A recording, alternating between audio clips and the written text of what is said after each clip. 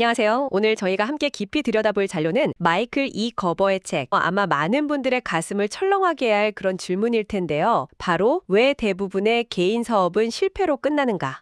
시작부터 아주 뼈아픈 질문이네요. 네, 그렇죠. 시작하기 전에 좀 충격적인 통계 하나를 먼저 공유해 드릴게요. 이게 책에 나온 미국 통계인데요. 새로 시작한 사업의 40%가 1년 안에, 그리고 무려 80%가 5년 안에 문을 닫는다고 해요. 80%요? 와, 5년 생존율이 20%밖에 안 된다는 거네요. 네, 정말 많은 분들이 진짜 큰 꿈을 안고 시작하는데 도대체 왜 이런 결과가 나오는 걸까요? 보통은 자본이 부족해서라거나 경기가 나빠서 아니면 운이 없었다. 보통 이렇게도 생각하기 쉽죠. 맞아요. 다 외부에서 원인을 찾으려고 하잖아요. 그런데 오늘 이 자료는 그 원인이 밖에 있는 게 아니라고 아주 단호하게 말합니다. 바로 사업을 시작한 사람들, 그 내면에 있는 어떤 치명적인 오해 때문이라는 건데요. 내면의 문제다. 네, 혹시 지금 듣고 계신 분 중에서도 내가 우리 사장보다는 이 일은 더 잘하는데 이렇게 생각해 보신 적 있다면 오늘 이야기가 특히 더 와닿으실 거예요. 바로 그 생각이 모든 문제의 시작일 수 있습니다. 이 책에서는 그걸 창업 신화, 영어로는 entrepreneurial myth 라고 부르거든요. 창업 신화요? 네, 아주 간단한 가정에서 출발해요. 어떤 분야의 기술이 뛰어난 사람이 그 기술로 사업을 시작하면 성공할 것이다. 예를 들면 파이를 정말 기가 막히게 잘 만드는 사람이 파이 가게를 차리면 당연히 성공할 거라고 믿는 거죠. 잠깐만요. 사실 너무 당연하게 들리는데요. 파이 가게는 당연히 파이를 잘 만드는 사람이 해야죠. 그게 왜 신화고 또 오해라는 건가요? 바로 그 지점이 오늘 우리가 깊이 파고들 핵심입니다. 이 신화가 어떻게 한 사람의 꿈을 악몽으로 바꾸는지 책에 나오는 사라라는 인물의 아주 현실적인 사례를 통해서 한번 같이 따라가 보겠습니다. 아마 사라의 이야기에서 여러분 자신의 모습을 발견하게 될지도 몰라요. 알겠습니다. 그럼 그 창업 신화라는 치명적인 가정부터 한번 제대로 파헤쳐보죠. 대부분의 창업이 창업 열병에 걸리면서 시작된다고 하더라고요. 네, 갑자기 발작처럼 찾아오는 열병 같은 거죠. 자신이 하던 기술적인 일 있잖아요. 예를 들면 요리, 디자인, 프로그래밍 같은 거요. 이걸 하다가 어느 날 문득 내가 사장보다 이 일은 훨씬 더 잘하는데 왜 저 사람 밑에서 일해야 하지? 월급도 짜고 내 실력도 제대로 인정 못 받고 이럴 바엔 내가 차려서 사장이 되겠다. 바로 이 순간이 창업 열병에 사로잡히는 순간이라고 합니다. 그 마음 너무 잘 알죠. 많은 직장인들이 아마 가슴속에 사직서 대신 품고 있는 생각일 거예요. 하지만 책에서는 바로 그게 아주 위험한 착각의 시작이라고 경고합니다. 어떤 뜻가색인 거죠? 내가 하는 기술적인 일과 그 일을 하는 사업체를 완전히 똑같다고 생각하는 착각이요. 내가 파이를 잘 만드는 능력, 그리고 파이 가게라는 사업을 성공적으로 운영하는 능력, 이건 완전히 다른 차원의 문제라는 걸 간과하는 거죠. 잠깐만요. 그래도 파이를 그렇게 잘 만드는 사람이면 입소문만으로도 성공해야 하는 거 아닌가요? 사라의 경우엔 뭐가 그렇게 힘들었던 거죠? 좋은 질문이에요. 사라는 정말 파이 만들기를 진심으로 사랑했고 그 지역에서 그녀만큼 파이를 잘 만드는 사람은 없었어요. 그녀한테 파이 굽는 건 일이 아니라 그냥 즐거움 그 자체였죠. 그랬겠죠. 문제는 가게를 열고 나니까 그녀가 해야 할 일이 파이 굽기 하나가 아니었다는 겁니다. 그렇죠. 거기서부터 문제가 시작되는군요. 네, 막 새벽 3시에 일어나서 가게 문 열 준비하고 바닥 청소하고 재료 주문하고 재고 관리하고 밀가루 포대 나르고 와, 하루 종일 파이 굽고 손님 응대하고 계산하고 마감하고 은행 업무 보고 세금 계산하고 파이를 만드는 그 순수한 즐거움은 온데간데 없이 사라진 거예요. 그냥 끝도 없는 자비리랑 다음 달 가게세를 걱정해야 하는 압박감만 남은 거죠. 책에 나오는 사라의 고백이 정말 처절하더라고요. 지난 3년은 제 생애에서 가장 긴 시간이었어요. 이렇게 말하죠. 그러면서 이 모든 일을 끝내고 나면 다른 사람들은 편안하게 하루를 정리할 시간에 저는 주방 테이블에 앉아서 다음 달 가게를 어떻게 유지해야 할지 고민해야 한다고요. 이게 바로 기술자가 사업을 시작했을 때 겪는 전형적인 과정입니다. 사업가가 되겠다는 그 원대한 꿈이 순식간에 벗어날 수 없는 기술자의 악몽으로 바뀌는 순간이죠. 와, 역설적이게도 자신이 가장 사랑했던 바로 그 일에게 배신당하는 기분을 느끼게 되는 겁니다. 결국 내가 잘하는 일을 마음껏 하려고 사업을 시작했는데 정작 그 일 말고 다른 모든 일을 하느라 녹초가 되는 상황이네요. 사라가 완전히 그 일에 갇혀버린 건데 이 책에서는 이런 문제를 해결하려면 우리 안에 있는 3가지 다른 인격을 먼저 이해해야 한다고 하더군요. 맞아요. 한 사람 안에 사업가, 관리자, 기술자라는 세 가지 인격이 살고 있고 이들의 내면적 갈등이 문제의 핵심이라고 봅니다. 이 세 가지 인격이 구체적으로 어떻게 다른가요? 우선 사업가는 미래를 보고 꿈을 꾸는 혁신가입니다. 항상 앞으로 5년 뒤, 10년 뒤 우리 사업은 어떤 모습일까를 상상하는 몽상가죠. 아, 몽상가요? 네, 변화를 즐기고 큰 그림을 그리는 걸 좋아해요. 그럼 관리자는 그 몽상가가 버려놓은 일들을 수습하는 사람인가요? 하하, 정확해요. 관리자는 질서를 잡고 계획을 세우는 현실주의자입니다. 어떻게 하면 이 혼란을 체계적으로 정리할 수 있을까? 이걸 고민하죠. 과거의 데이터를 바탕으로 예측 가능한 시스템을 만들려고 해요.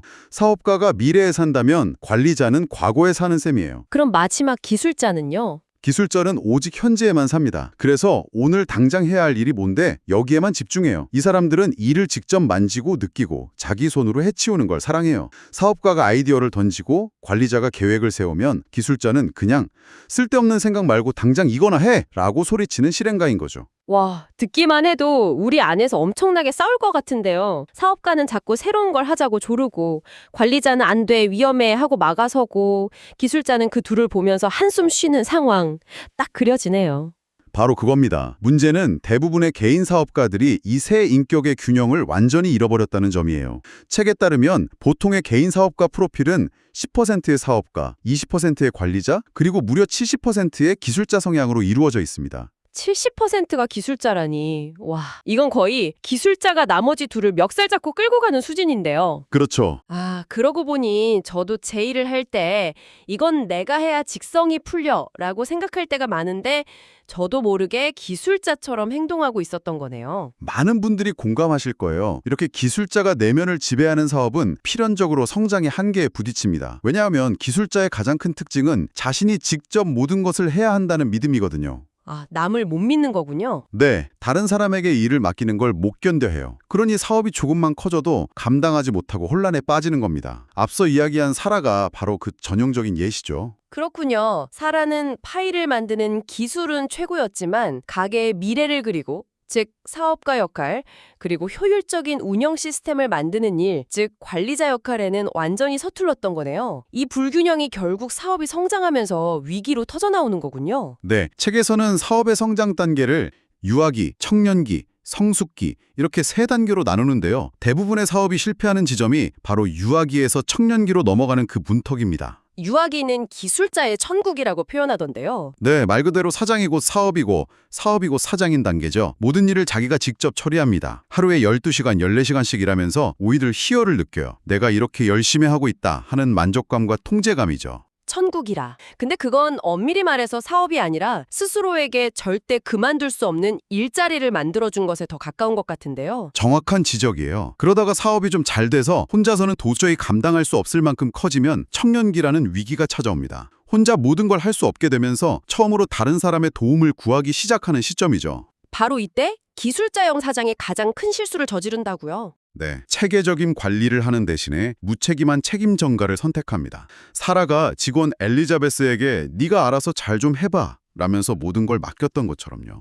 그런데 아무런 시스템이나 교육, 기준도 없이 그냥 일을 떠넘긴 거니 결과가 좋을 리가 없죠. 아, 그 부분이 정말 인상 깊었어요. 사라는 엘리자베스가 자기 마음처럼 자기 방식 그대로 일해주길 바랐지만 정작 그 방식이 뭔지 명확하게 알려주지 않았죠. 결국 일이 엉망이 되니까 내가 어떻게 했는데 나한테 이럴 수 있어? 라면서 배신감을 느끼고 혼란에 빠지고요. 거의 뭐 드라마 대사죠. 내가 너한테 어떻게 했는데.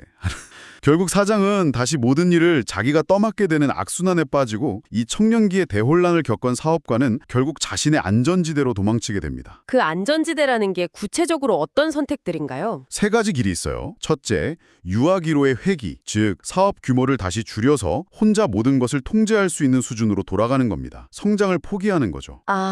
둘째는 무모한 확장과 파산, 통제 불능 상태로 그냥 밀어붙이다가 결국 망하는 거고요. 마지막 세 번째는 겨우 생존하는 겁니다. 사업은 유지되지만 하루하루가 전쟁터인 상태로 그냥 버티며 살아가는 거죠. 성장이 오히려 독이 되어버리는 거네요. 정말 아이러니한데요. 이 모든 게 기술자의 시각으로 사업을 운영하기 때문에 벌어지는 일이군요. 맞습니다. 사업을 한 단계 발전시키기 위해 반드시 필요한 관리 능력과 사업가의 비전이 없기 때문에 스스로 성장 한계선을 긋는 셈입니다. 듣기만 해도 정말 암울한데요.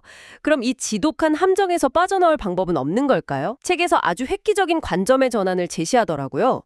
턴키 혁명이라는 개념이었죠. 네, 한마디로 사업 방식 프랜차이즈라는 개념입니다. 그 대표적인 사례로 우리에게 아주 익숙한 맥도날드를 들더라고요.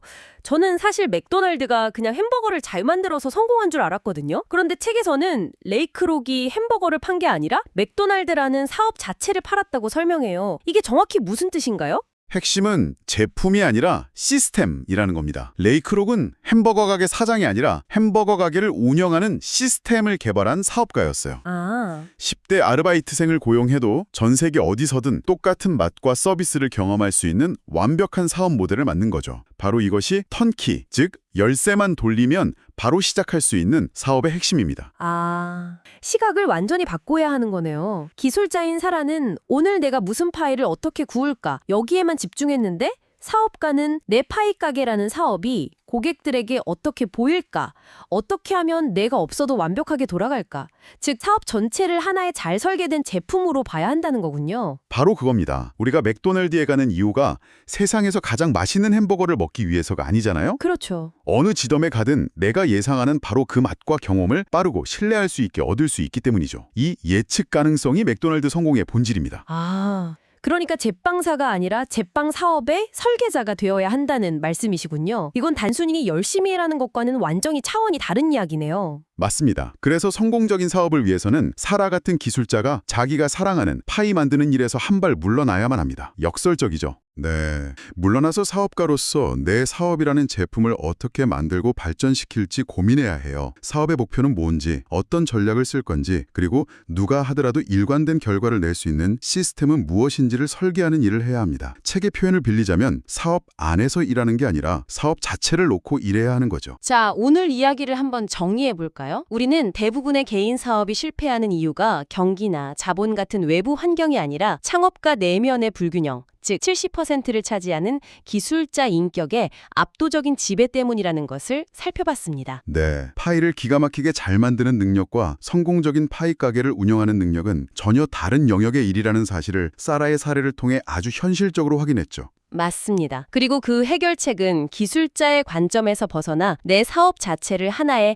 잘 만들어진 제품 또는 시스템으로 바라보는 사업가의 시각을 갖추는 것이라는 점도 맥도날드의 사례를 통해 알아봤고요. 사업 안에서 허우적대는 게 아니라 사업 자체를 설계하는 사람이 되어야 한다는 것, 이게 핵심이겠네요. 이 논의는 비단 창업가나 사업가에게만 해당되는 이야기는 아닐 겁니다. 여러분이 지금 조직에서 하고 있는 여러분의 일을 한번 생각해 보시면 어떨까요? 직장인들에게도 적용해 볼 수 있겠네요. 그럼요. 만약 여러분의 현재 업무 방식을 다른 사람이 그대로 따라할 수 있는 프랜차이즈 모델로 만든다고 상상해 보세요. 그 운영 매뉴얼에는 어떤 내용이 담겨야 할까요? 여러분의 일에서 가장 중요한 시스템은 무엇인가요? 그리고 그 일을 통해 여러분과 여러분의 팀이 이루고 싶은 비전, 즉 사업가적인 꿈은 무엇입니까? 내 일을 그저 해치워야 할 과업의 연속으로 보는 게 아니라 하나의 독립적인 시스템으로 보고 설계자의 관점을 가져보라는 거니까요. 이건 정말 자신의 일을 한 단계 발전시키는 중요한 계기가 될 수 있겠는데요. 오늘 당장 제 1의 운영 매뉴얼 초안이라도 한번 써봐야겠습니다.